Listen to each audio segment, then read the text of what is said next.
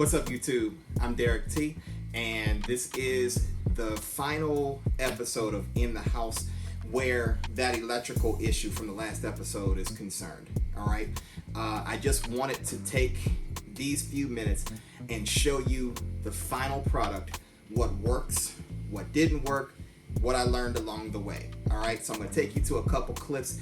This one's going to be really short, but I did want to show you that everything does in fact work and problem solved. Okay, so without any further ado, let me take you there right now.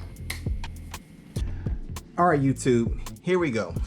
So now we're looking at, I'm bringing you a final product on everything that we did in the electrical episode of In the House. This is the blade fuse holder, the bus fuse holder. Right now it doesn't have a fuse in it. And let's take a walk around the bike real quick. All right, what's on are my LED lights, and the reason why those are on is because they're not going to the battery. They're going to the fuse block that's on the right hand side of the bike. That's the only reason why those lights are coming on. If you notice, the headlights are not on, none of the yellow lights are on, running lamps are not on. We go around the back, it's the same thing. These LED strips are on because they go to the fuse block on the left hand side of the bike. Nothing else is on.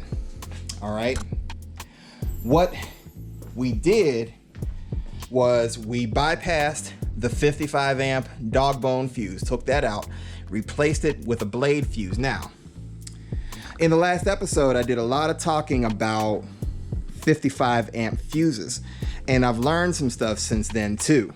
I'm gonna walk over here where I can get underneath a light a little bit. All right.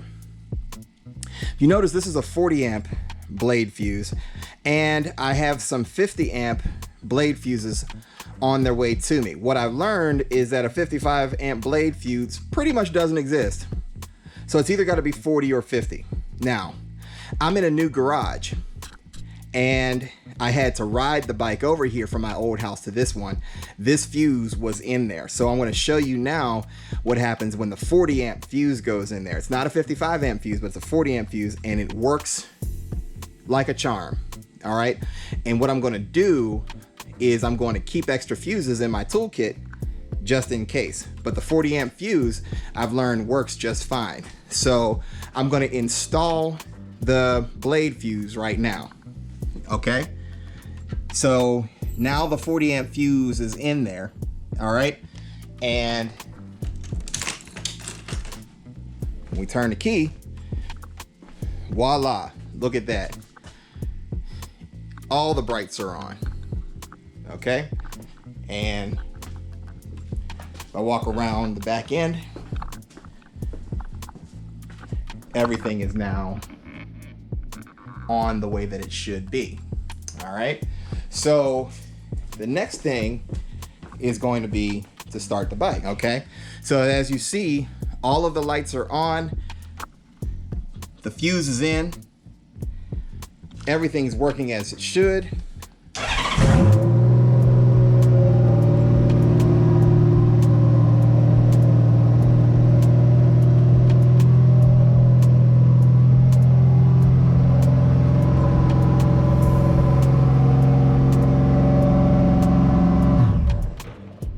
Open my garage door, make sure we get some fresh air circulating here. But nonetheless, the bike cuts on beautifully. All of the electrical problems are solved as far as the starting the bike up goes, and it's because of the job that we did in the last In the House video. Big shout out to Mario Robinson out in California for helping me out. I'm just gonna close that bad boy up right there, get the side cover on, and it's a nice day out, so I'm gonna go and do a little bit of riding. All right.